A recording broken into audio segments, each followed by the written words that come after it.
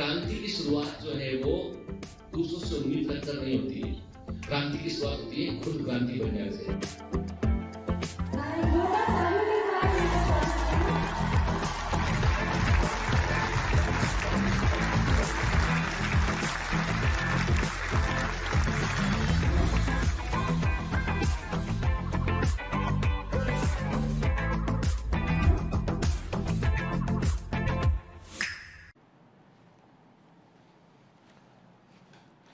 Hello commandos, welcome to Biomentors classes online. I am doctor Jitendra Singh. तो चलिए human health and disease में आगे बढ़ते हैं। One of the interesting chapter जहां से एग्जाम में क्वेश्चन पूछे जाना बिल्कुल तय है और बड़ा अच्छा चैप्टर है, जिसमें आपको काफी कुछ सीखने भी मिलता है। और मैंने कहा ना आपसे बेटा कि इस चैप्टर को ज्यादा ध्यान से पढ़ेंगे ना तो इस बार 2021 नीट के अंदर इससे कई क्वेश्चन बेटा एग्जाम के अंदर पूछे जाएंगे। कुछ क्वेश्चन तो आप समझते ही हैं कि इसे कोरोना वायरस के ऊपर क्वेश्चन ना आए तो मतलब पेपर एग्जामिनर ने ठीक से सेट नहीं किया है, कि ऐसा हो ही नहीं सकता। चलिए, तो अब हम पिछली क्लास में कहां तक पहुंच चुके थे? हम बात कर रहे थे बेटा ह्यूमन डिजीज के ऊपर। तो हमने उसमें कुछ बीमारियों को देखा, हमने टाइफाइड को देखा, हमने निमोनिया को देखा हमने, और फिर मैंने कहा था कि एनसीईआरटी में कुछ बीमारियों का जिक्र किया हुआ है। उन्होंने डिसेंट्री के बारे में लिखा, डिप्थीरिया के बारे में लिखा, प्लेग के बारे में लिखा। तो वो बीमारियों को हमें थोड़ा सा जो है वो देखना पड़ेगा, क्योंकि मैंने पहले भी आपसे कहा है कि कई जगह पर एनसीईआरटी एक सिलेबस के समान व्यवहार करती है। एक लाइन लिखकर सोचते हैं कि अब बाकी का आप पढ़ना लेंगे, ठीक है ना? तो इसलिए उनकी उस चीज को हमें ध्यान रखना होता है। चलिए, तो अभी तक बेटा हम कहां तक पहुंच चुके हैं? टाइफाइड फीवर में देखा। तो चलिए मैं पहले आपसे कुछ क्वेश्चन करूंगा। बताइए बेटा कि which bacteria is responsible for the typhoid fever. बिल्कुल सिंपल सा क्वेश्चन पूछा मैंने, किसके लिए? रिस्पॉन्सिबल बैक्टीरिया क्या होता है, and what is the route of infection. के रूट ऑफ इंफेक्शन, ये इंफेक्शन कैसे फैलता है आपको बताना है। और सबसे कठिन चीज ये कि इसका इंक्यूबेशन पीरियड कितना होता है, ये आप मुझे बताएंगे। यानी किस बैक्टीरिया से जो है वो आपका टाइफाइड फीवर होता है, किस प्रकार से ये फैलता है, और टाइफाइड फीवर का इंक्यूबेशन पीरियड, जो भी एक रेंज ऑफ डेट है कि कितने वीक होता है, कितने दिन होता है, वो आपको बताना है। क्लियर? चलिए, सेकेंड क्वेश्चन ये है कि name of the bacteria which are responsible for the pneumonia. उन बैक्टीरिया के नाम बताइए जो कि निमोनिया के लिए रिस्पॉन्सिबल है। उन बैक्टीरिया के नाम बताना है आपको, ठीक है ना? क्लियर? फिर आपको बताना है कि which part of the lungs, के which part of the lungs, lungs का कौन सा हिस्सा जो है वो सीवियरली अफेक्टेड होता है। विच पार्ट ऑफ लंग, लंग्स का कौन सा हिस्सा जो है वो सीवियरली अफेक्टेड होता है, जिसके कारण जो है वो रेस्पिरेशन नहीं हो पाता है। ठीक है, क्लियर? तो आप बताएंगे नेम ऑफ बैक्टीरिया, बताएंगे लंग्स का कौन सा पार्ट अफेक्ट होता है वो बताएंगे, and what is the meaning of the lobular pneumonia. Lobular pneumonia का मतलब क्या होता है? लोबुलर निमोनिया का मतलब क्या होता है आप मुझे बतलाएंगे, ठीक है ना? क्लियर?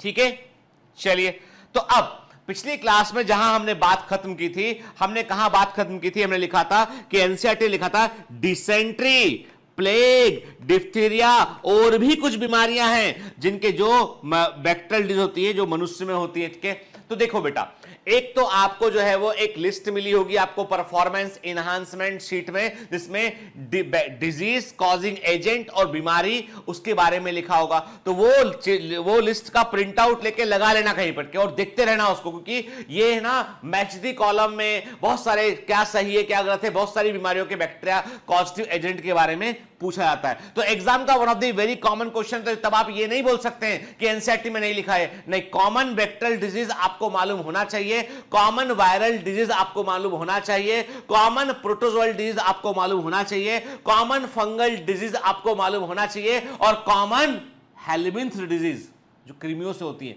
वो भी आपको मालूम होना चाहिए। ठीक है ना? तो ये जो चार्ट दिया गया है उसको बड़े ध्यान से आप पढ़िएगा बेटा, और उसको जो है वो दिमाग में रखना है आपको। ठीक है, चलिए, तो अब एक बात और है कि जो मैं जिस बात को हमें नहीं भूलना है वो ये है कि आप केवल और केवल बॉडी की चिंता ना करें, आप बॉडी के साथ साथ जो है अपने मस्तिष्क की भी चिंता करें। मैं देख रहा हूं आप में से कई सारे बच्चे जो है वो ये लिखते हैं भी है कि सर हमें अब डिप्रेशन फील होने लगा है, हमारा बहुत सारा बैकलॉग हो गया है, कैसे करेंगे, और अभी हम कोरोना के कारण ऐसा भी दिक्कत हो रहा है। तो वो मानसिक तौर पर परेशान रहते हैं। सिंपल सी बात है, आप मानसिक तौर पर परेशान होकर जो है अच्छे मानसिक परिणाम नहीं पा सकते हैं।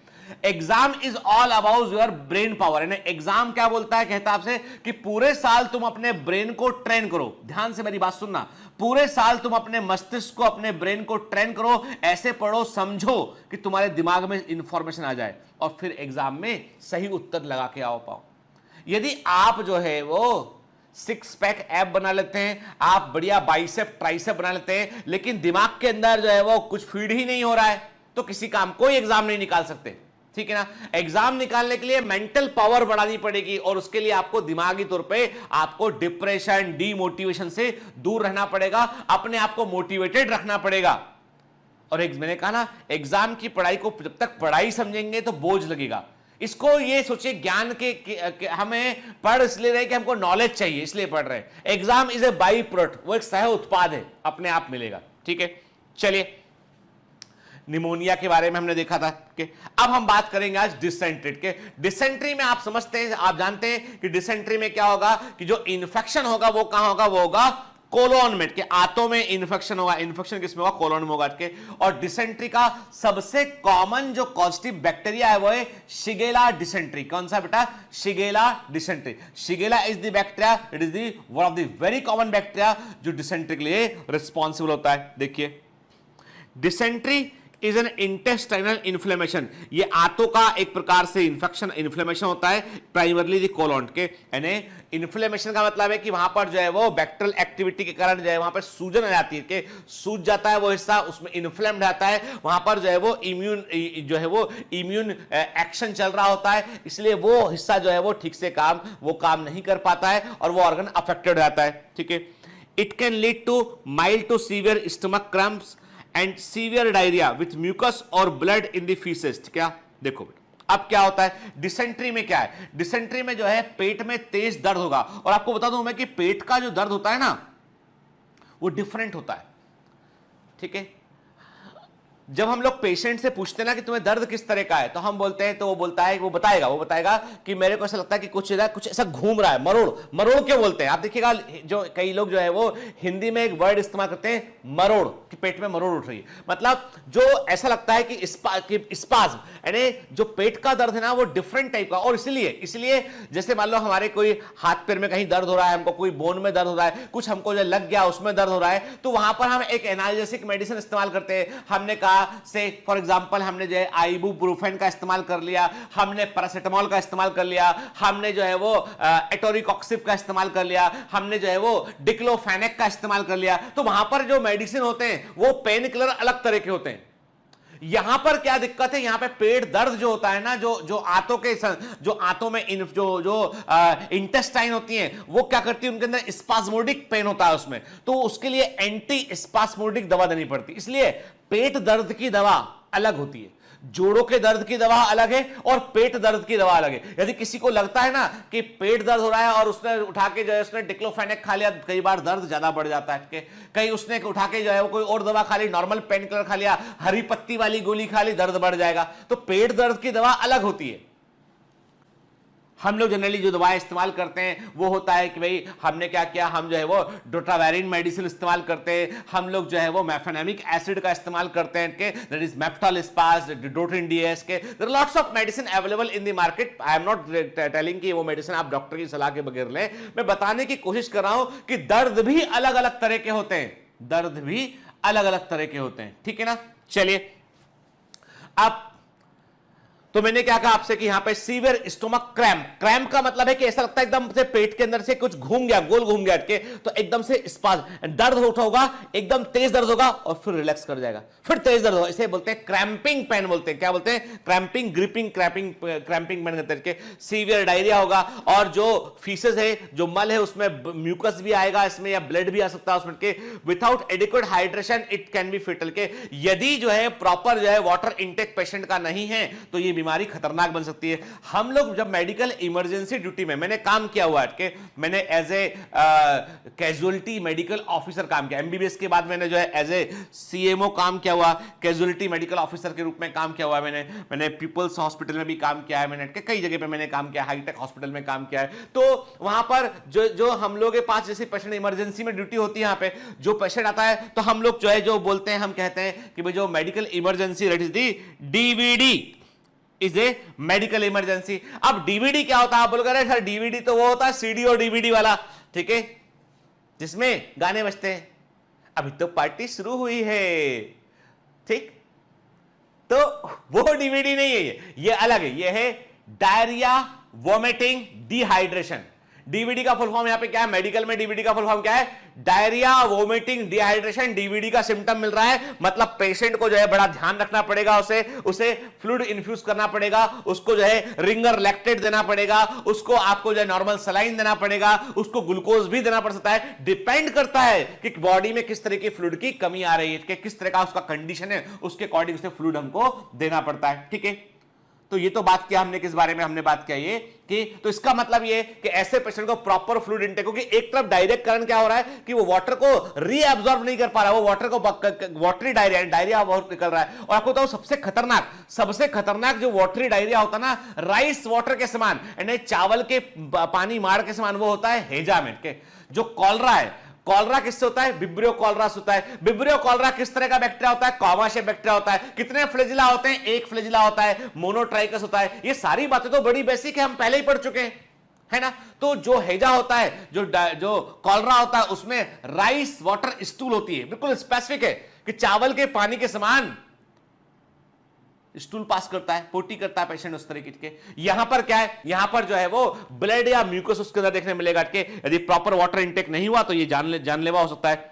इन्फेक्शन विद सिगेला बैसिलस के जो बैक्टीरिया है वो सिगेला डिसेंट्री बैक्टीरिया होता है कि ये मोस्ट कॉमन कॉज है कि दूसरे बैक्टीरिया भी हो सकते हैं इसमें, ठीक है। जैसे कि मैंने आपसे कहा कि staphylococcus it can also cause that kind of infection, लेकिन जो कॉमन कॉज है वो है सिगेला डिसेंट्री, जो डिसेंट्री करता है, क्या क्लियर? ठीक है, ये है सिगेला बैक्टीरिया, सिगेला बैसिलस पूरा है, सिगेला डिसेंट्री जो कि एक रॉड से बैक्टीरिया होता है, ठीक है। अब what are the causes of dysentery? Dysentery होता क्यों? इनके नंबर एक, हम पानी पीने वाले पानी का ध्यान नहीं रखते हैं। मैं हमेशा कहता हूं आपसे कि यदि आप किसी बीमारी से बचना चाहते हैं, आप ऐसी बीमारियों से, तो 95% से अधिक बीमारियां जो है वो केवल और केवल गलत पानी पीने से होती हैं। वाटर के हाइजीन को लेकर हमेशा आप ध्यान रखें। मैं आपको बता दूं कि आप मेरे को बोल सकते हैं, आप बिल्कुल कह सकते हैं कि सर आप ठीक नहीं करते हैं, आप अच्छे व्यक्ति नहीं हैं, आप बोल सकते हैं मेरे को के, लेकिन मैं इस मामले में बड़ा पर्टिकुलर हूं। जैसे जब मैं जब कभी जो है अपने गांव जाता हूं, मान लीजिए मैं अपने नेटिव प्लेस गया, गांव में गया ना, तो मैं अपनी कार में जो है वो जो वाटर बॉटल्स होती हैं, या तो मैं घर के फिल्टर का पानी रहता है, या मैं विस्लरी या जो किंगले और एक्वाफिना इस तरह का जो वाटर बॉटल होता है उसका पूरा कैरेट गाड़ी कार में रखता हूं अपने, ठीक है ना। मेरी कार में एक छोटा फ्रिज भी रहता है जिसके अंदर हम जो है वो बॉटल को ठंडा भी रख सकें उनके। तो आप कभी जाते हैं कहीं पे तो मैं जैसे मान लो अपने अब कई लोग बुरा मानते हैं, कई लोग बुरा में मानते हैं इस बात को, मैं कह रहा हूं कि मैं स्वीकार कर रहा हूं। देखो मेरी जो मेरी कमियां हैं वो मैं आपसे खुल के बोल रहा हूं कि मैं चाचा जी के पास गया, मौसी जी के पास गया, कहीं गया मैं, तो किसी के भी घर में गया तो मैं अपनी पानी की बोतल साथ लेके जाता हूं मैं, ठीक है। अब अपना पानी पीता हूं, वो ऑफर करते हैं, ग्लास लेके आते हैं और दिखते हैं अरे पानी की बोतल खरीद के, तो वो कुछ नहीं बोलते। ऑल्दो दे फील ऑकवर्ड, उन्हें अच्छा नहीं लगता है ये चीज कि पानी भी नहीं पिया। हाँ, जैसे वो मुझे चाय का ऑफर करते हैं तो मैं बोलता हूं भाई कि हमको जो है वो कम दूध वाली चाय जिसमें अदरक अच्छा डाला हो, बता रहा हूं कभी तुम्हारे घर आऊं तो चाय ढंग का पिला देना, ठीक है। तो अरे मैं तो मजाक कर रहा हूं, तुम अच्छा ही पिलाओगे मेरे को, मुझे मालूम है। तो उसमें मैं दूध चाय में कम रखता हूं। कई लोग प्यार में कहते हैं, जब कभी गांव जाओ ना तो प्यार में बहुत प्यार से बिल्कुल गाय का बढ़िया दूध निकालेंगे और वो जो है वो एकदम फ्रेश मिल्क होगा और केवल दूध की चाय बना के लाके देंगे। बाय गॉड नहीं पी पाते यार, एक सिप भी पे, क्योंकि उसके बाद एसिडिटी हो जाता है अधिक मिल्क को, मिल्क मुझे सूट नहीं करता है। तो मैं उनको बोलता हूं कि एकदम जो है वो 1 या 2 चम्मच दूध डालिएगा चाय में, है ना, और अदरक अच्छे से डालिएगा उसमें, अदरक, दालचीनी, तुलसी का पत्ता यदि है घर में अवेलेबल है, लेमन ग्रास है वो डालेगा उसमें के, और बढ़िया उबाल के चाय, क्योंकि उबल गया पानी, अब उबल गया पानी मतलब सब खत्म हो गया उसका के, अब वो मैं आराम से ले लेता हूं, उसमें कोई आपत्ति नहीं मेरे को, ठीक है ना। जनरली मैं बोलता हूं दूध अलग से लाइएगा, तो मैं 1 या 2 चम्मच दूध डाल के उसको चाय को थोड़ा सा सफेद कर लेता हूं मैं, ताकि जो है वो चाय जैसी लगे। आप बोलोगे सर जो है वो काला पानी पी के आ गया आप, ठीक है। तो कई लोग है ना, जैसे मेरी मौसी जी के घर कभी आता हूं तो वो साफ साफ बोलती है तुम तो पानी भी नहीं पियोगे, है ना।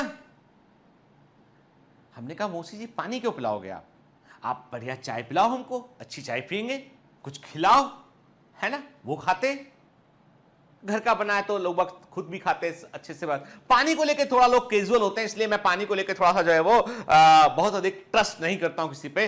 और बुरी आदत है एक्चुअली। क्या होता है, ये भी एक तरह की बीमारी होती है, लेकिन क्या करें, डॉक्टर बनने के बाद से जो है वो और ज्यादा डर गए इन चीजों को लेकर के, तो कई लोग उसको अच्छा नहीं मानते। तो मैं कह रहा हूं आपसे कि आप केवल इतना भर करें अपना कि आप 95% बीमारियों से बचेंगे आप, यदि केवल आप अपने ड्रिंकिंग वाटर को, कहीं बाहर जाते हैं अपने घर से, अपने घर के फिल्टर का, यदि फिल्टर नहीं तो उबला हुआ पानी, जो भी आप जैसे भी पानी लेते हैं, मुझे मालूम है कि निश्चित तौर पर कि आप अच्छा ही वाटर लेते होंगे तभी बीमार पड़ने से बचते हैं, तो उस पानी को साथ रखिए आप, ताकि आपको सड़क पे कहीं भी, सड़क किनारे, और कभी मजबूरी हो तो फिर पानी का बोतल लेना वो भी देख लीजिए, बहुत सारा नकली पानी का बोतल मिलता है जो गलत ऐसी XYZ कंपनी का होता है, किसी भी कंपनी का होता है, कुछ भी नाम रख दिया उसके के पानी रे पानी, ठीक है, वो पानी का बोतल है, वो कहां से पानी रे भाई, एक बिस्लरी देना, बिस्लरी के नाम पे निकालता है वो पानी रे पानी का बोतल, ओ पानी रे पानी कहां से भैया, किस कंपनी का है, कुछ नहीं, पीछे के नल की कंपनी का है, भर के ला दिया हमने तुमको, तो वो नहीं करना चाहिए ना। तो क्योंकि ये सबसे बड़ा सोर्स है इसका।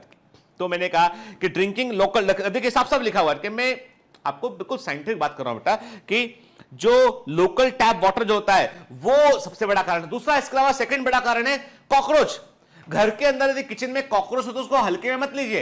ये जो कॉकरोच है ना, रात के समय निकलता है, रात के समय निकलता है और बोलता है कि भैया तुमने किचन में क्या बच गया बताओ, क्या हम खाएंगे, कि रात के समय निकलता है, आपके जो बर्तन रखे होते हैं किचन में उन बर्तनों पे घूमता है। तो सुबह बर्तन जब इस्तेमाल करें पहले अच्छे से धो लें उनको, तो फिर इस्तेमाल करें।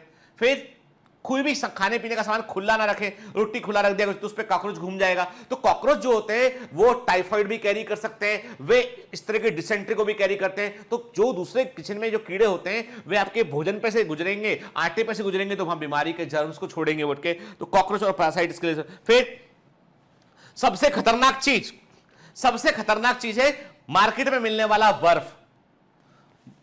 चेता रहा हूं आपको, बता रहा हूं कि सबसे खतरनाक, डॉक्टर हूं इसलिए बहुत सारे केसेस मैंने देखे हुए हैं। सबसे खतरनाक चीज है मार्केट में ठेले पर मिलने वाला जलजीरा, जिसके अंदर आपने बर्फ डलवा ली है। मार्केट में मिलने वाला गन्ने का रस, जिसको उसने क्या किया, उसने आपको बढ़िया गन्ने का रस निकाला और आपके ग्लास में उसने जो है बर्फ को कूटा, बर्फ डाली उसके अंदर उसने, और उसके बाद उसने गन्ने का रस डाला और आपने कहा कि वाह गर्मी का मौसम है, फ्रेश निकला हुआ गन्ने का रस है, नींबू निचोड़ा हुआ है इसके ऊपर, मसाला डाला हुआ है उसके ऊपर, ठंडी बर्फ नीचे, मजा आ गया। एंड वो आपसे पैसे, केवल आपसे उस आदमी ने पैसे केवल गन्ने के रस के, बर्फ के और उस मसाले के पैसे लिए उसने आपसे। And he is having an offer, उसके पास एक स्कीम चल रही है, Shigella dysentery free free free, वो तुमको फ्री है, उसके पैसे नहीं लूंगा भाई। अरे इतना तो है, ऐसा थोड़ी ना है, ठीक है। हम भी ऑफर करते हैं, बड़ी बड़ी कंपनियां ऑफर करती, तो हमने भी ऑफर किया हुआ है। हमने क्या ऑफर किया है, हमने ऑफर किया है कि जो है तुमको शिगेला फ्री देंगे हम, आइए एक गिलास गन्ने का रस पीजिए और साथ में बर्फ के अंदर शिगेला फ्री लेके जाइए।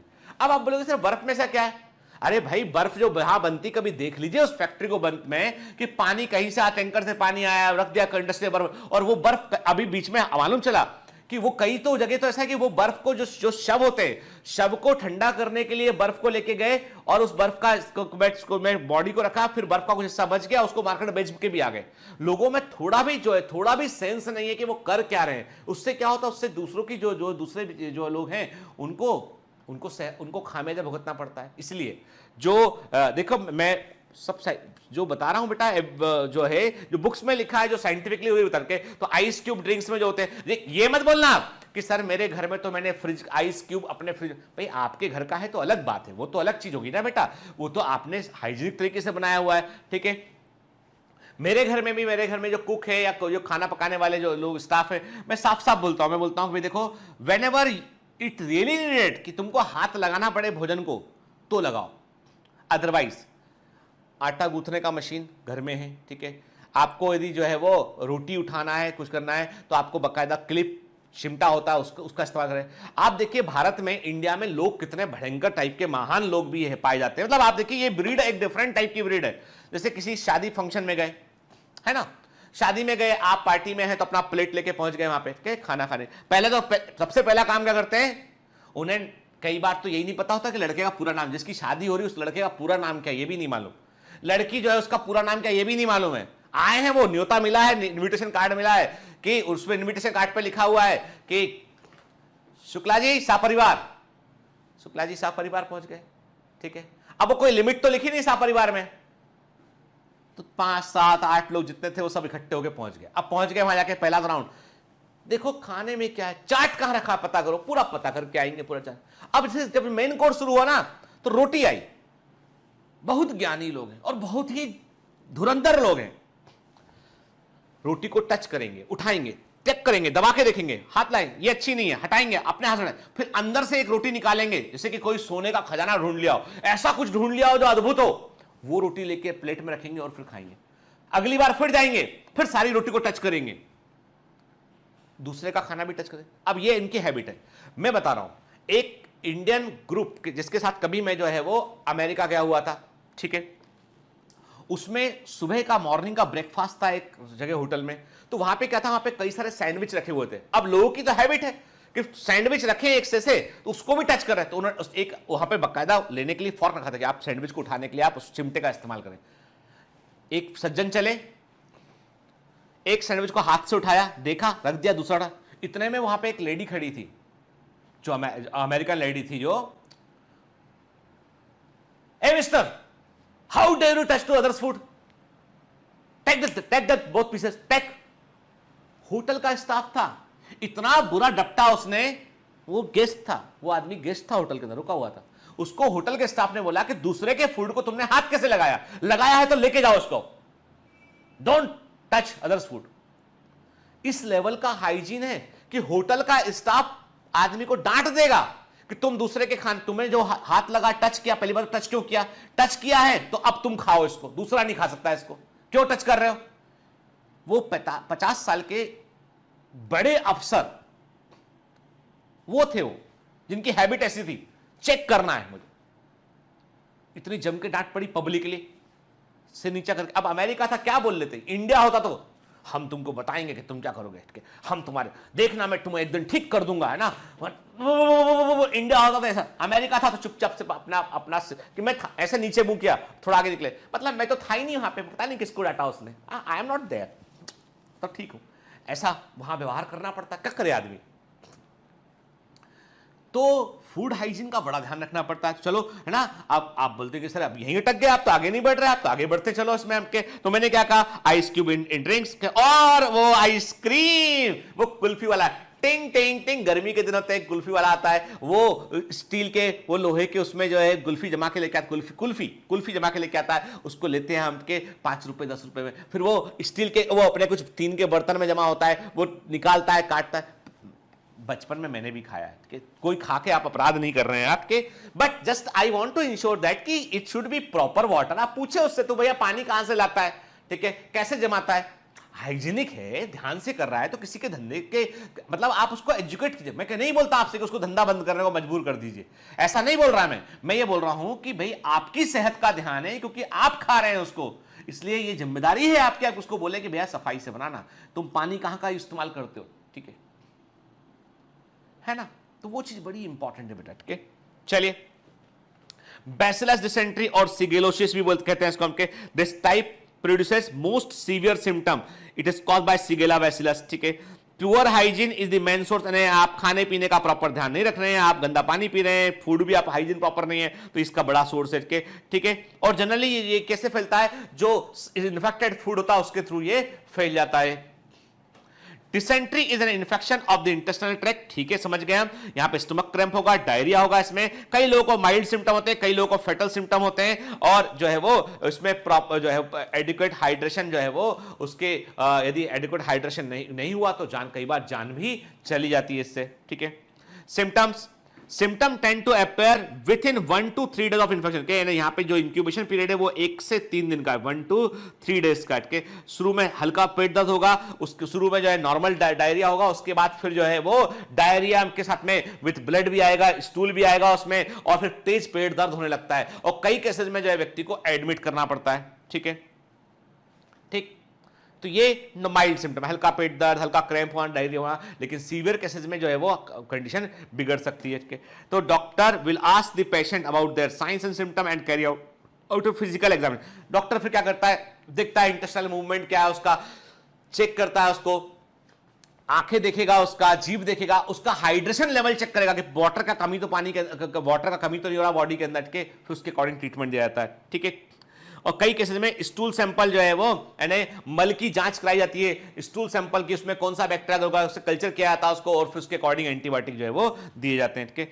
कॉम्प्लिकेशन जो है डायरिया के जनरली कम होते हैं, लेकिन होते हैं तो बड़े सीवियर होते हैं। डिहाइड्रेशन हुआ, ठीक है, लिवर एब्सेस हुआ, पोस्ट इन्फेक्शस आर्थराइटिस हुआ, हीमोलिटिक यूरेमिक सिम्टम हुआ, ये सारे के सारे जो है वो लाइफ बड़े खतरनाक कॉम्प्लिकेशन होते हैं डायरिया के। डिहाइड्रेशन से कई बार जो है जान चली जाती है, लिवर एब्सेस से कई बार लिवर काम करना बंद करता है, ऐसा अमीबिक डिसेंट्री में देखा जाता है, अमीबा का इन्फेक्शन अंदर हो गया तो देखा जाता है कि पोस्ट इन्फेक्शन आर्थराइटिस में कई बार इन्फेक्शन के बाद जोड़ों में दर्द रहने लगता है व्यक्ति को।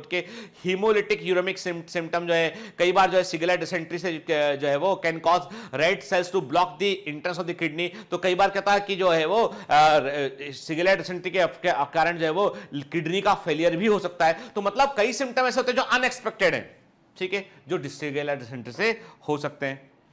तो अब क्या तरीका बचने का, only drink reliably source water, जैसे कि केवल जो है आपको पता है तो घर का फिल्टर का पानी है, उबला हुआ पानी है वाटर रेट के, या बॉटल वाटर है जो प्रॉपर जगह से आया हुआ है के, तो उसका आप इस्तेमाल करें आपके।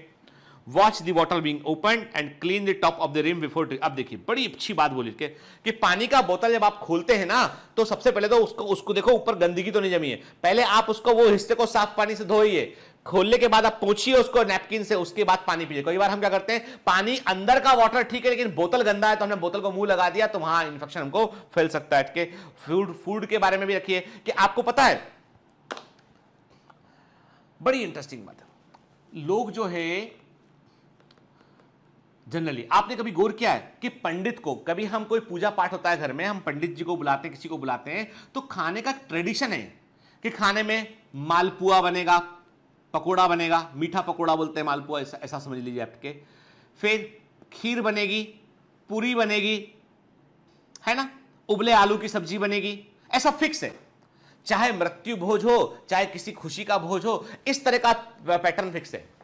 कभी ऐसा नहीं करता कि किसी को खाने में बुलाया और आपने कहा कि भैया देखो तुम्हें खाने बुलाया हमने पंडित जी, तो आप तुमको दाल दे दिया हमने, तुमको जो है उन्हें रोटी दे दिया। नहीं करते लोग जो है वो अपना संसाधन जुटाते हैं और खीर पूड़ी खिलाने की कोशिश करते हैं, हलवा खिलाएंगे, खीर पूड़ी खिलाएंगे। और अब आप बोलोगे सर इसका क्या मतलब है? यहां पे देखो, हमारे कल्चर में जो है वो ऐसा कहा गया कि पक्का भोजन है, दो तरह के भोजन होते हैं, एक होता है कच्चा भोजन, एक होता है पक्का भोजन। कच्चा भोजन मतलब है कि आपने सिंपल दाल चावल, सिंपल रोटी, जहां पे आपने बहुत ज्यादा प्रोसेस नहीं किया उस फूड को, वो इस्तेमाल किया आपने। एक होता है पक्का भोजन, आप तेल में तल दिया उसको, ठीक है, फ्राई कर दिया उसको, तो उसमें क्या होता है, उसमें कोई जर्म्स होते हैं मर जाते हैं। इसलिए जनरली आप देखेंगे कि की जो है वो ऐसे कस्टम्स होते हैं कि आपको जो है वो इस तरह का भोजन है, जैसे मृत्यु भोज भी किसी के घर में होता है, उन्होंने कहा भाई इस तरह का भोजन होगा, ऐसे उसमें पूरी होगी, शादी विवाह होगा तो वहां पूरी होगी। शादी विवाह में ऐसा नहीं बोलते हैं कि भाई शादी विवाह है घर में, एक काम करो दाल चावल खिला दो इन लोगों को, दाल रोटी खिला दो, नहीं, पूरी बनेगी, स्पेशली रोटी बनती है। मालूम है आजकल जो है वो सिस्टम बदल गया था, आजकल बटर नान वो सब वही बन रहा होता है, लेकिन वो तंदूरी रोटी, अब लोग तवा रोटी भी रखने लगे। तो देखो सिस्टम तो, लेकिन जो पुराना कल्चर है वो तो वही था कि तलाव ये पूजा पाठ घर में होगा तो भोजन ऐसा होना चाहिए जो फ्राइड हो एकदम। तब तो तेल का कल्चर बहुत ज्यादा इंडिया में इसीलिए तो आया क्योंकि इन्फेक्शन बहुत सारे थे, और बचने का तरीका वही कि फूड प्रॉपरली कुक्ड हो, ठीक है। जैसे आपको बता दूं एक बड़ी इंटरेस्टिंग बात कि समोसे के कारण कई सारी बीमारियां होते हुए मैंने देखा कि समोसे में अंदर जो आलू भरा होता है ना, कई बार वो खराब हो चुका था, उसमें बैक्टीरिया, ऊपर का जो कवर होता है वो तो तला गया, जो है वो मर भी गया उसके अंदर। कचौरी इज लेस इन्फेक्शन, कचौरी से इन्फेक्शन फैलने की संभावना बहुत कम है। वो कचौरी जो है डीप फ्राई होती है, बहुत थोड़ा कंटेंट उसके अंदर होता है, बाकी पूरा तला जाता है। सिंपल दाल वाली कचौरी की बात कर रहा हूं मैं, ठीक है। तो ये जो, तो मेरा कहने का मतलब है make sure food is thoroughly cooked, food अच्छे से पका होना चाहिए, ये बड़ी इंपॉर्टेंट बात है इसमें, ठीक है। चलिए अब आते हैं दूसरी बीमारी पे। खाने पीने की बात खत्म करते हैं, अब आते हैं खतरनाक बीमारी की बात करते हैं, प्लेग की। Hello, everyone. My name is Newton. I hope you are enjoying. Sorry to disturb you in between lecture, but it's important to inform you. You should download Biomentors app from Google Play Store. We need your support, so please take subscription to become an official commando of Biomentors. Bye bye. Continue your lecture. One of the dangerous disease, ठीक है, एक ऐसी बीमारी जो इतनी खतरनाक थी जिसके लिए जहां जहां पर भी ब्रिटिश गवर्नमेंट थी, अंग्रेजी सरकार थी, वहां वहां पर पद बनाए गए, प्लेग ऑफिसर।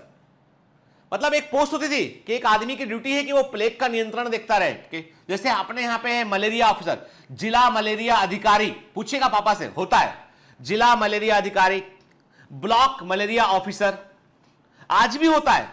मलेरिया अधिकारी आज भी एक पोस्ट है सरकार के अंदर कि मलेरिया केवल वो काम कर देता है मलेरिया की बीमारी, कि मलेरिया ना फैले, उसका काम आज भी उसका आज भी। तो इसका मतलब यह है कि रिलेवेंस ये है कि कई बीमारियां इतनी खतरनाक हो गई हैं कि उन बीमारियों को कंट्रोल करने के लिए पोस्ट बनानी पड़ी हमें। जिला मलेरिया अधिकारी, ब्लॉक मलेरिया अधिकारी, मलेरिया डिपार्टमेंट, हेल्थ के अंदर एक सेक्शन है उसका कि भैया मलेरिया का काम यहां पे देखा जाता है। इतना खतरनाक है इंडिया में। तो एक जमाने में प्लेग था ये, और प्लेग जो है इतना खतरनाक बीमारी रहा है कि प्लेग से जो है वो बड़े पैमाने पर डेथ है। समझ लीजिए आप कि जो आंकड़ा कहता है कि 75 से लेकर 200 मिलियन पीपल, उनकी डेथ, यूरोप और एशिया में इतने लोगों की डेथ हुई है। मतलब ये तो इतना बड़ा आंकड़ा है, इतना बड़ा आंकड़ा है कि मतलब आप समझ लीजिए कि 200 मिलियन, 1 मिलियन 10 लाख होता है बेटा, तो बहुत बड़ा है। करोड़ों लोगों की जान जो है इस बीमारी से गई है। मैं अपने छोटे बेटे से बात कर रहा हूं थोड़ी देर पहले, तो मैं अक्सर पूछता रहता हूं उससे कि तुम क्या करना चाहते हो लाइफ। छोटा बेटा, बड़ा वाला जो है वो अपना उसने वो पढ़ता है, उससे आजकल उसने काफी अच्छा पढ़ना शुरू किया उसने। अभी तो उसने, क्योंकि अभी लॉकडाउन हो गया तो बाहर कुछ दूसरी एक्टिविटी कर ही नहीं पा रहे, तो पढ़ रहा है उठ के। Now he started rank 1 class में आना शुरू हुआ उसका, अच्छा पढ़ने लगा उठ के सडनली। बेसिक ब्रेन तो है, तो मेहनत करता है तो रिजल्ट भी अच्छा आता है उसका, ठीक है। तो अभी छोटे वाले बेटे से मैंने बात किया, मैंने पूछा उससे कि भाई क्या करना, तो मैं उसको बताया। मैं एक बात उसको बोला, अपने बच्चों से कई बार बात करता हूं उनसे भी मैं, तो मैं उनको बोला कि बेटा देखो ऐसा है कि लोग आज, पता है हमें, जब मैं पढ़ाता हूं कभी कोई क्लास में, तो मैं बच्चों को पहले साइंटिस्ट के नाम भी बताता हूं कि रॉबर्ट कोच ने ये बताया, लुईस पाश्चर ने ये बताया, ठीक है, अलेक्जेंडर फ्लेमिंग ने एंटीबायोटिक की खोज किया, ठीक है, सालमन वैक्समैन ने स्ट्रेप्टोमाइसिन खोजा। फिर मैंने कहा जैसे तुम जानते हो ना कि एरोप्लेन को राइट ब्रदर्स ने खोजा। तो मैं बताता हूं कि देखो बेटा ऐसा होता है कि मानव सभ्यता उस आदमी को याद रखती है जो कुछ खोज जाता है, जो कुछ ऐसा दे जाता है जिसका फायदा आने वाली कई पीढ़ियों को होता है। अलेक्जेंडर फ्लेमिंग जो बता गए हमको, ये किसी चमत्कार से कम नहीं था। जो सालमन वॉक्समैन ने जो खोज निकाला स्ट्रेप्टोमाइसिन, वो भी किसी चमत्कार से कम नहीं था। रॉबर्ट कोच ने जो डिजीज और कॉजेटिव एजेंट को पकड़ने का तरीका बताया, कॉच पोस्टुलेट का, वो भी किसी चमत्कार से कम नहीं है। तो मतलब यह है कि मुझसे आप बोलेंगे कि तुम्हें यदि कहा जाए कि तुम किसके साथ रहना पसंद करोगे, एक बहुत ही ज्ञाता, एक बहुत ही ज्ञानी धर्म पुरुष है जो सब जानता है रिलीजन के बारे में, कोई भी रिलीजन के बारे में, ठीक है, कोई भी रिलीजन, उसको सब कुछ मालूम है, स्वर्ग तक का मार्ग, ये वो तमाम कहानियां, बहुत बढ़िया बढ़िया, सब कुछ पता है उसको। एक तरफ है एक वैज्ञानिक जो कुछ खोज रहा है, मैं उसके पास जाऊंगा क्योंकि उसकी वो ही तो आज हम क्या बोल रहे हैं। आज हम ये नहीं बोल रहे हैं कि कहीं से प्रसाद मिल जाए कि कोरोना चला जाए, कहीं से कुछ हमको मिल जाए, कहीं से कोई दुआ की बारिश हो जाए कि कोरोना खत्म हो जाए एकदम से, कहीं से कोई प्रसाद दे जाए हमको, कहीं से कोई हमको भभूत मिल जाए जिससे कोरोना खत्म हो जाए। आज हम बोल रहे हैं वैक्सीन मिल जाए। क्या मिल जाए? वैक्सीन। वो तो भैया लेबोरेटरी में मिलेगा, बनेगा, वो तो कहां बनेगा, रिसर्च सेंटर में बनेगा, वो तो बड़े अस्पताल में काम चल रहा होगा, बड़े ऑक्सफोर्ड के अंदर काम चल रहा है, अमेरिका में काम चल रहा है, मेडर्मा के अंदर काम चल रहा है, मतलब वो तो वही बनेगा। आज तुम ना तो मंदिर जा रहे हो, ना तुम मस्जिद जा रहे हो, ना तुम कहीं और जा रहे हो ढूंढने के लिए, उसको ढूंढ कहां रहे हो तुम, उसको वैज्ञानिकों के पास ढूंढ रहे हो। और जब बात आएगी लड़ने की तो झट से ऊपर कर लेंगे, अरे ऐसा हम सही है, हमारा सब कुछ सही है, तुम्हारा गलत है। सोचो सोचो क्या चाहिए ह्यूमन रेस को, मनुष्यता को चाहिए क्या? आज हम जिस कंडीशन में है ना हम लोग, वहां से निकलने का तरीका क्या है? वैक्सीन सबको लगा दो, वायरस का खतरा खत्म। यही है ना बेटा, कि भभूत ढूंढ रहे, अभी भी ढूंढ रहे कोई बाबा कि वैसे दो लकड़ी टकरा के टिंग टांग टिंग टांग सर पे झाड़ू लगा देगा, खत्म। You are now corona protected, you are now immune to corona, ठीक है? नहीं, जहां पे मौलवी पंडित सब बैठे, वे भी मास्क लगा के बैठे। समझो बात को ना, मैं बात बहुत गहरी बात कह गया आपसे बैठ के, इसको सोचना और अपने आप को तैयार करना। अगली जंग जो है वो वैज्ञानिक जंग है और हमको लड़ना इन्हीं से पड़ेगा। हम आपस में नहीं लड़ेंगे, बता रहा हूं मैं। अभी टीवी वाले हल्ला कर रहे हैं, वर्ल्ड वॉर 3 ना, ये वो, पागल हो चुके ये लोग, ठीक है, न्यूज वाले। भाई हमको तो ऐसे वायरसों से लड़ना पड़ेगा। ये कहां जाने कितने हैं, ये जाने कितने, कहां कहां पनप रहे हैं, ये मौका ढूंढ रहे हैं। हमको पूरी ह्यूमन रेस को बचाने के लिए उस दुश्मन से लड़ना पड़ेगा जिसको देख भी नहीं पा रहे हैं। ऐसा ही एक पुराना दुश्मन है, पुराना राक्षस, बड़ा हंसा करता था, हा, कौन हो तुम? प्लेग, काली मौत, ब्लैक डेथ। हमने कहा तुम कोई भी हो, वक्त लगा लेकिन तुमको ठिकाने लगा दिया हमने, ठीक है? वही हमको चाहिए पावर आज, ठीक है? चलिए, द ब्लैक डेथ, प्लेग का कॉमन नेम ब्लैक डेथ है। बॉडी मरने के बाद पूरी काली पड़ जाती है, ठीक है? मरने के बाद बॉडी पूरी काली पड़ जाती है, that's why it is called black death, ठीक है? इसको हम ग्रेट प्लेग भी कहते हैं, ब्लैक प्लेग भी कहते हैं, सिंपली प्लेग भी कहते हैं। It is the most devastating pandemic in human history. मानव सभ्यता के इतिहास में इतना खतरनाक कभी कुछ नहीं हुआ जो प्लेग हुआ, ठीक है? इतना खतरनाक कि मतलब समझ लीजिए कि पूरे शहर का शहर खतरे में आया करता, के कहते हैं। ये बात बताना उठ के, ये जब पहला कहते हैं उस जमाने की बात है कि जब जो ये 1300 से शुरू हुआ, बहुत समय तक रहा के 1700 या 1800 के आसपास कभी की बात है। मैंने कहीं हिस्ट्री में पढ़ा था, एग्जैक्टली मैं डेट बता नहीं पाऊंगा। उसमें लिखा था कि जब प्लेग फैला उस शहर में, और ये यूरोप के शहर की बात है, जब हम लोग वर्ल्ड हिस्ट्री पढ़ते थे तब तक, जब प्लेग फैला उस शहर में तो ऐसा कोई परिवार नहीं था पूरे शहर में जहां मातम ना मनाओ, जहां मातम ना मनाओ। आप सोच लीजिए बीमारी का गंभीरता कितना भयंकर था। Resulting in the death of an estimate of 75 to 200 million people in Eurasia and peeking in Europe. In Europe में बड़ा भयंकर फैला 1347 से 1351 के लाखों लोगों की जान चली गई। अब किससे होता है? ये एक बैक्टीरिया से होता है जिसका नाम है यर्सीनिया पेस्टिस, और दूसरा इसी का सेकंड नेम है पास्चुरेला पेस्टिस। तो कंफ्यूज मत करना के, इस यर्सीनिया पेस्टिस, इसी का नाम है पास्चुरेला पेस्टिस, ठीक है? यर्सीनिया पेस्टिस या पास्चुरेला पेस्टिस के this bacteria is found in animals throughout the world. ये बैक्टीरिया जो है वो एनिमल्स में पाया जाता है throughout the world and it is usually transmitted to human through rat. अब इसका सबसे बड़ा कारण क्या था? वो था रेट फ्ली। अब आपको एक बात बताता हूं, एक चेतावनी। यदि सड़क पर जाते में, किसी खेत में, किसी चौराहे पे, किसी जगह पर अचानक से चूहे मरने लगे और चूहों की बॉडी सड़क पर दिखने लगे, एक आध बॉडी की बात नहीं करें, एक देख के घबरा गए के, यानी जैसे ही सरकार इस पर नजर रखती है कि चूहों की यदि मृत्यु बढ़ने लगी और चूहों की बॉडी दिखने लगी सड़कों पे, कि एक चूहा यहां मरा दिखा, थोड़ा आगे बढ़े दूसरा चूहा वहां मरा दिखा, कुछ आगे गए एक चूहा और मरा दिखा, this is the first indication, चेतावनी है कि प्लेग दस्तक दे रहा है। चूहे मरने लगते हैं पहले, और जैसे ही वो चूहे मरते हैं ना, तो उनकी बॉडी पे जो रेड फ्ली होता है, जो उनकी बॉडी पे एक इंसेक्ट होता है जो उनका खून पीता है, वो रेड फ्ली जो है एक्टोपैरासाइट है, वो वहां से, अब चूहा तो मर गया, होस्ट तो मर गया, अब क्या करेगा, दूसरे चूहे ढूंढेगा वो, अब चूहा मिलता नहीं उसको, भाई एक बॉडी मर गया, अब जैसे कोई इंसान पास से निकला तो वो फ्ली, उसको ब्लड का वो आता है, ठीक है, कि ये, तो वो फ्ली उचकता है, वो आपके पैर में चिपक गया, हाथ में चिपक गया, कहीं चिपक गया, कहीं चूहा, तो वो छोटा सा होता है, बस गया एक बार, अब उसने काटा, ब्लड लेना शुरू किया, जो इन्फेक्शन चूहे का था वो इंसान को, भाई चूहा मरा, बैक्टीरियल इन्फेक्शन था उसको, और चूहे के अंदर का वो ब्लड उसने लिया, उसके अंदर आ गया वो, और उससे वो वेक्टर है, वो जीनोप्साइला चियोप्सिस, रेड फ्ली, जीनोप्साइला चियोप्सिस एक वेक्टर है, अब उसने इंसान को काटा, इंसान में हो गया, और जैसे ही इंसान में हुआ ना, एनिमल की डिजीज जब इंसान में होती है ना तो बड़ी खतरनाक होती है वो, बस फिर इंसान से इंसान फैलने लगा, वो फ्ली संख्या में बढ़ने लगे, फैलने लगे वो, ठीक।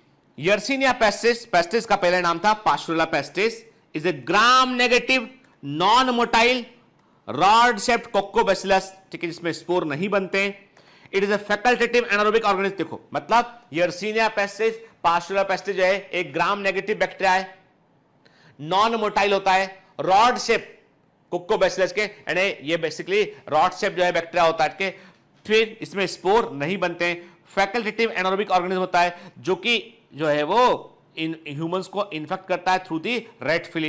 इट कॉजेज डिजीज, प्लेग बीमारी करता है, और प्लेग के 3 फॉर्म होते हैं, न्यूमोनिक प्लेग, सेप्टिसिमिक प्लेग और ब्यूबोनिक प्लेग के, यानी जो है इसके प्लेग के 3 फॉर्म होते हैं, के न्यूमोनिक प्लेग, सेप्टिसिमिक प्लेग और ब्यूबोनिक प्लेग, ठीक है। ये है यर्सीनिया पेस्टिस या पास्टोरेला पेस्टिस, ठीक है।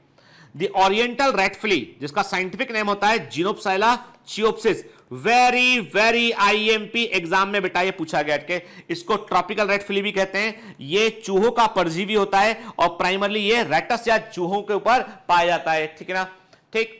और it is the primary vector for bubonic plague, ये ब्यूबोनिक प्लेग का कारण बनता है कि this occurs when the flea has fed on an infected rodent and bytes a human, के जो चूहे का जो फ्ली होता है वो इंसान को जब काटता है तो वो एक प्रकार से क्या करता है, वो अपना जो बैक्टीरिया को वो इंसान के अंदर वो ट्रांसमिट कर देता है, ठीक है। देखिए आप, दिखाई दे रहा है आपको कि ये फ्ली है ना, फ्ली को हमने मैग्नीफाई ना, ये इसकी बॉडी में, एक चूहे की बॉडी में बड़ी संख्या में फ्ली होते हैं, और उसमें से एक फ्ली को हमने मैग्नीफाई करके देखा हमने, ठीक है। ये जो है इंसान पर अटैक कर सकता है, ऐसा होता है, एग्जैक्टली। ये रेड फ्ली है जीनोप्साइला चियोप्सिस, जो प्लेग को फैला रहे। प्लेग होता है बैक्टीरिया कारण, प्लेग है बैक्टीरियल डिजीज, लेकिन इसको फैलाने का, कैसे मच्छर मलेरिया को फैलाते हैं ना, ऐसे रेड फ्ली जो होते हैं वो प्लेग को फैलाते हैं, ठीक है। देखिए आप ह्यूमन बॉडी पे देख रहे हैं इसको, ठीक है, मैग्नीफाई करके देख रहे हैं इसको, मैग्नीफाइड इमेज है ये, इतना बड़ा नहीं दिखाई पड़ता है, मैग्नीफाइड इमेज है, देख सकते हैं आप, ठीक है ना, clear. The risk of plague is highest in area that have poor sanitation, overcrowding and large population of rodent, के जहां चूहों की जनसंख्या अधिक होगी, जहां पर सैनिटेशन प्रॉपर नहीं होगा, बड़ी संख्या में लोग रह रहे होंगे, तो स्लम एरिया होते हैं, वहां पे बड़ी संख्या में ये फैलने की संभावना होती है। Today there are only few thousand cases reported worldwide each year with the highest incidence in Africa। आज जो है वो हमने समझ गए हैं, तो अब हम माउस पॉपुलेशन को कंट्रोल करते हैं हम, ठीक है, और हम कोशिश पूरी करते हैं जिससे कि जो है ये बीमारी जो है वो ना फैले। तो आज केवल कुछ हजार केस मिलते हैं हमको, वो भी मिलते हैं अफ्रीका के अंदर के पिछड़े एरियो में मिलते हैं। Plague is rapidly progressing disease that can lead to death if untreated, के प्लेग इतनी खतरनाक बीमारी है कि होने के कुछ दिनों के अंदर ही व्यक्ति को वो मार देती है वो, ठीक है, इसलिए इसमें इमीडिएट मेडिकल अटेंशन की रिक्वायरमेंट होती है। People infected with Yersinia pestis often develop symptoms after an incubation period of 1 to 7 day, या इंक्यूबेशन पीरियड बेटा याद रखिएगा कि 1 से 7 दिन का इसका इंक्यूबेशन पीरियड होता है, डिपेंड करता है व्यक्ति की इम्यूनिटी पर, और उसमें ये अपने को ग्रो करता है और इन्फेक्ट करता है, ठीक है। 2 सबसे इंपॉर्टेंट फॉर्म हमको यहां देखने मिलते हैं, एक ब्यूमोनिक और एक न्यूमोनिक प्लेग के। सेप्टिसिमिक प्लेग जो है अनकॉमन है, कम देखने मिलता है, पर 2 सबसे मेन जो फॉर्म है वो है ब्यूमोनिक और न्यूमोनिक प्लेग के। Bubonic plague is most common form and is characterized by the painful swollen lymph node, के इसमें क्या होता है, लिम्फ नोड फूल जाते हैं, इस प्लेग में लिम्फ नोड फूल जाते हैं और उन लिम्फ नोड में तेज दर्द होता है, और ऐसे फूले हुए लिम्फ नोड को हम ब्यूबॉन्स कहते हैं। इन्हें क्या बोलते हैं हम? ब्यूबॉन्स कहते हैं। इन्हें बेटा हम ब्यूबॉन्स कहते हैं, ठीक है, ब्यूबॉन्स कहते हैं। Plague can be very severe disease in people with case fertility ratio 30%। मतलब सोचिए कि यदि 10 लोगों को इन्फेक्शन है तो उसमें से 3 में से 3 to 6 की डेथ जो है वो हो जाती है इसमें, ठीक है। इतना खतरनाक बीमारी है, ठीक है। और and is always fatal for pneumonic kind when left untreated. के यदि ट्रीटमेंट नहीं किया तो न्यूमोनिक में तो 100% मर ही जाना आदमी को, ठीक है। ब्यूबोनिक में 30 से 60% डेथ रेट है इसमें, ठीक है।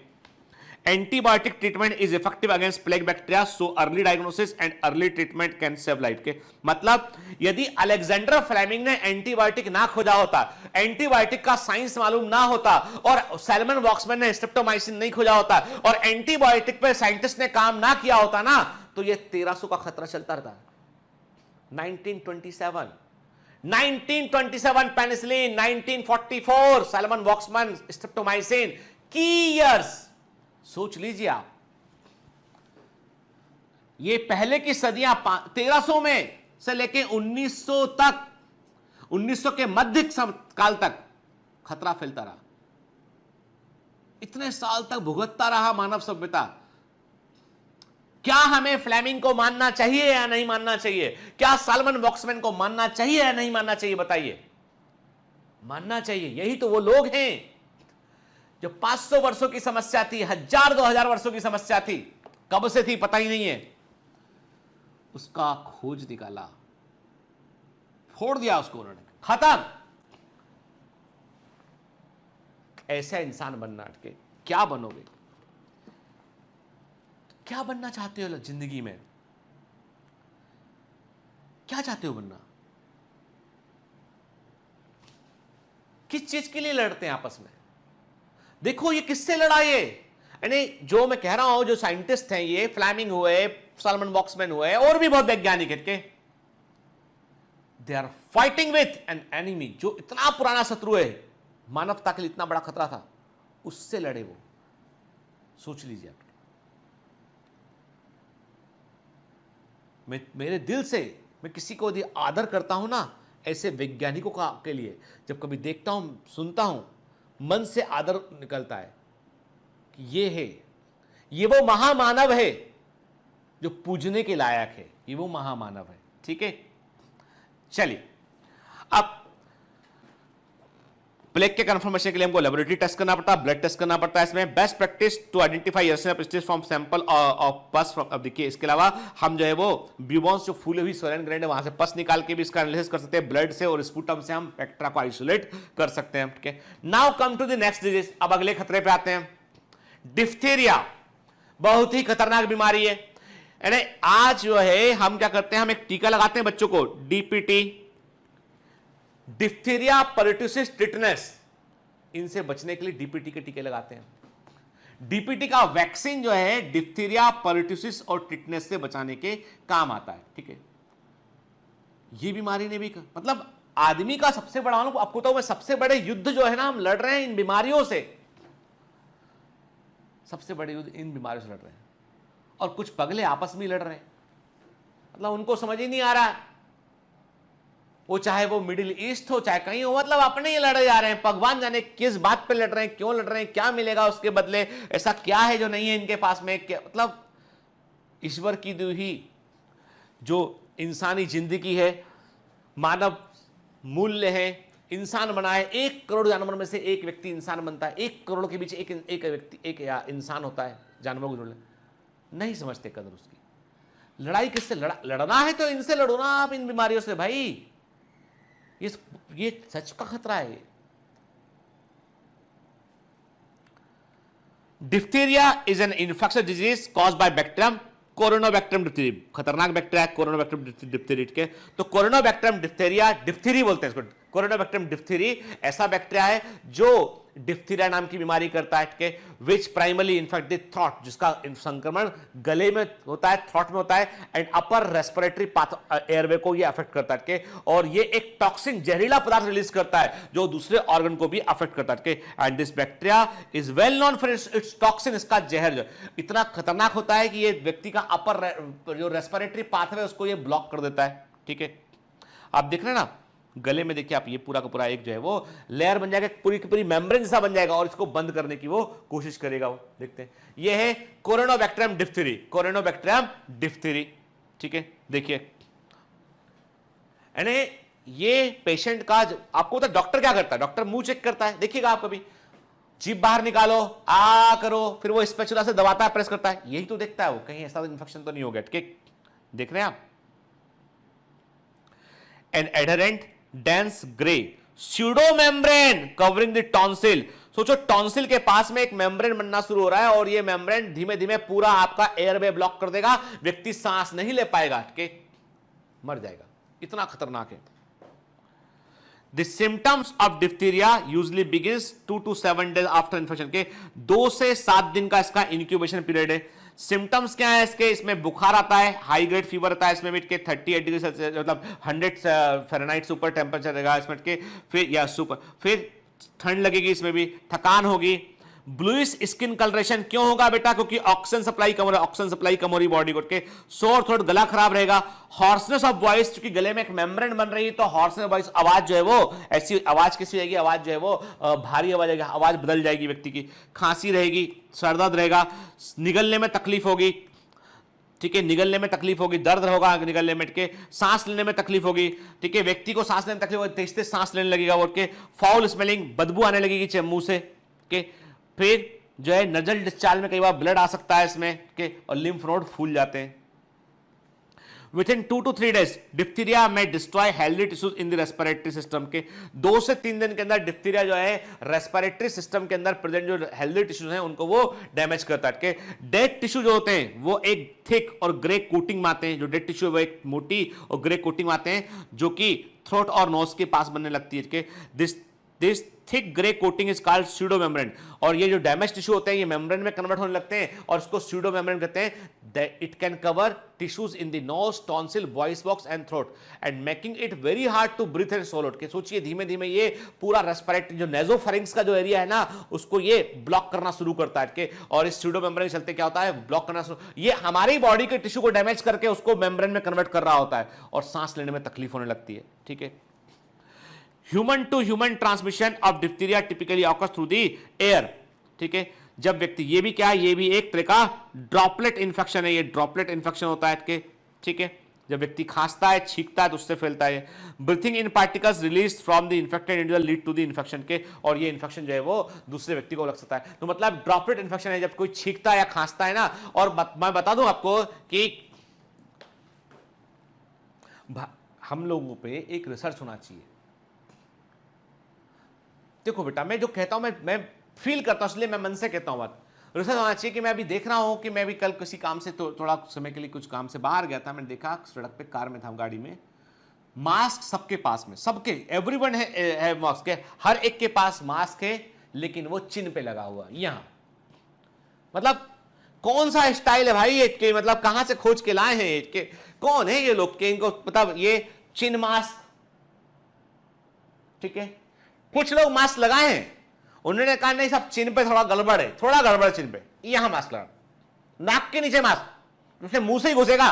कोरोना को पता है कि इसके तो मुंह से ही जाना, मेरे को नाक से नहीं जाना, मेरे को इसकी नाक से नहीं जाऊंगा, मैं मुंह से जाऊंगा, मैं तो मुंह पे। और हद है भाई, हद है। अपनी जान की परवाह नहीं है, हेलमेट हाथ में टांगेंगे, मास्क चिन पे लगाएंगे। ऐसे लोगों पे तो पीएचडी होना चाहिए, ऐसे लोगों पे पीएचडी होना चाहिए कि जिनके हाथ में जो बाइक चला रहे हो, हाथ में हेलमेट टांगे हो, चिन पे मास्क लगाए हो, कोई ऐसा दिखेगा तुमको, समझ जाना इसके ऊपर तो पीएचडी का चाहिए। महामूर्ख मानव कैसे होते हैं, हाउ टू आइडेंटिफाई में महामूर्ख मानव। हाथ में हेलमेट, चिन पे मास्क, मुंह में गुटखा, सोने पे सुहागा, मतलब ऐसे लोगों पे तो एक प्रकार की रिसर्च बैठना चाहिए, इनको तो सम्मान मिलना चाहिए। हे मूर्ख शिरोमणि, तुम धरती पर आए, बोझ बढ़ाए, गधे से भी आगे नहीं निकल पाए, धन्य हो तुम। क्या बोले आदमी इनको? आप बोल दो किसी को, भैया मास्क लगा लो ठीक से, वो सब बढ़िया है, मेरे को नहीं है कुछ भी, क्या बोलेगा? खैर, बड़ा लंबा किस्सा भाई, हम कैसे सुधारेंगे इनको? नहीं सुधार सकते इनको हम। तो ठीक है, Quinvaxem is a widely administered pentavalent vaccine. देखिए अब हालांकि इसका नाम याद रखने की जरूरत आपको नहीं है, इतना याद रखिए कि the now vaccine are available, जो मल्टीपल कॉम्बिनेशन में होती हैं। आज जो है हम 4 या 5 बीमारियों का वैक्सीन हम एक साथ लगा सकते हैं। तो पेंटावैलेंट, ये this is one of the very famous vaccine जिसका इस्तेमाल किया जाता है, पेंटावैलेंट वैक्सीन होता है क्विनवैक्सम के, which is a combination of 5 vaccine in one which can protect babies from diphtheria among other childhood diseases। क्या? और सबसे कॉमन वैक्सीन है diphtheria vaccine, is usually combined at least with one vaccine. DT का जो vaccine है diphtheria and tetanus के होता है, और डीटीपी का वैक्सीन के डीटीपी वैक्सीन है के DTP diphtheria tetanus and pertussis के डीपीटी बोलते हैं, डीपीटी भी कहते हैं उसको हम, DPT diphtheria tetanus pertussis and tetanus के डीपीटी या डीटीपी का वैक्सीन जो है वो याद रखना है हमको, ठीक है। 3 बीमारी के होता है, डिप्थीरिया, टिटनेस एंड पर्ट्यूसिस। देखिए आप देख रहे हैं आप वैक्सीन के, तो मतलब दिस, और आपको बता दो बैठ के, मुझे एक बार एक जो मैं भोपाल ट्रेवल कर रहा था, कभी भोपाल नहीं यार हैदराबाद ट्रेवल कर रहा था, मैं कॉन्फ्रेंस जा रहा था, तो वहां मुझे मेरी बाजू की सीट पर एक साइंटिस्ट मिले, and he was in the Sanofi Pasteur company, जो इंडिया के अंदर वैक्सीन की बड़ी कंपनी। इंडिया में वैक्सीन की कंपनी देखेंगे तो आज तो सैनोफी पास्चर बड़ी कंपनी है के, और जो है देयर आर फ्यू कंपनीज, एक जो है वो सीरम इंस्टीट्यूट है जो ऑक्सफोर्ड वाला वैक्सीन लेके आ रहे हैं इंडिया में, ऐसे कुछ बड़ी बड़े कंपनी। तो ये सैनोफी पास्चर के अंदर साइंटिस्ट थे, इन्होंने बताया कि हम लोग जो है वो एक वैक्सीन पे काम कर रहे हैं। तो उन्होंने बताया कि, और उस जमाने बहुत पहले पुरानी बात है, उन्होंने बताया कि हम लोग रोटा वायरस की वैक्सीन पे काम कर रहे हैं, ओरल वैक्सीन होगा ये। फिर उसके बाद मैंने कई साल पुरानी बात है, मैंने देखा कि फिर मेरा छोटा बेबी जब हुआ, जो बच्चा जो आने हुआ, तो उसको फिर हम लोगों ने बड़े वाले को भी हालांकि बाद में दिया, तो उसको रोटा वायरस का वैक्सीन पिलाया हम लोग। रोटा वायरस का वैक्सीन देने के बाद क्या है कि वो बच्चे को जो बचपन में कई बार डायरिया होता है ना, जो बगैर किसी कारण का आता है, वो रोटा वायरस होता है, तो वो नहीं हुआ, ठीक है। वन ऑफ द, हालांकि वैक्सीन थोड़ा सा महंगा आया शुरू में वो, लेकिन ये है कि आज हमारे पास में इतना नॉलेज है कि हम बीमारी को पहचान कर उसका इलाज भी ढूंढ लेते हैं, और ऐसे कई लोग इन्वॉल्व थे, वो उस समय उसकी रिसर्च में इन्वॉल्व थे, अमेरिका वगैरह में कहीं पे रिसर्च में इन्वॉल्व थे वो, ठीक है। नाउ दूसरी प्रॉब्लम, बड़ी कॉमन प्रॉब्लम, वायरस से होने वाली बीमारियां, ठीक है, तहलका मचा के रखा हुआ है अभी, ठीक है। मतलब अभी जो है वो इस समय तो आप समझ लीजिए कि हर आदमी जो है वायरस के बारे में जान गया है, मतलब वायरस वायरल हो गया है, वायरस वायरल हो गया है, हर आदमी जानता है कि वायरस होता है भैया, ठीक है, कोई चीज खतरनाक है, वायरस होती है, जानता है। ज्ञान लोगों तो ज्ञान तो आदमी भले ही वो अपने चिन्ह पे मास्क लगाए, आदमी भले ही चिन्ह पे मास्क लगाए, लेकिन ज्ञान की बारिश तो ऐसी करेगा आप पर वो कि आपको लगेगा अरे भाई कहां से लिए ज्ञान इतना।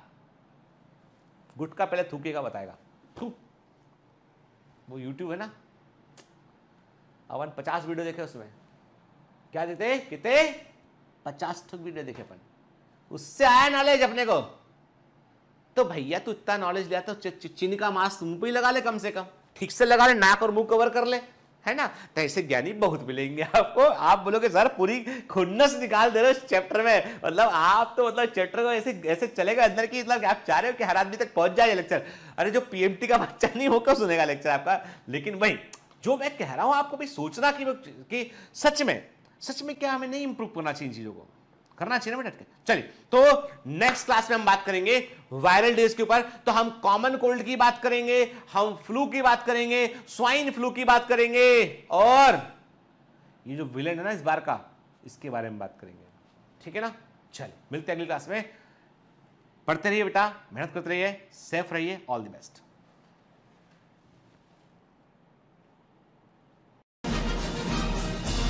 Hi. To become an official commando of Biomentors, join us at www.biomentors.online. Here you can solve daily practice papers, an online test, You can download performance enhancement sheets. You can track your progress. You can interact with other fellow commandos. Join us and prepare yourself. It's a commando training for your success. Download Biomentors online app from Google Play Store.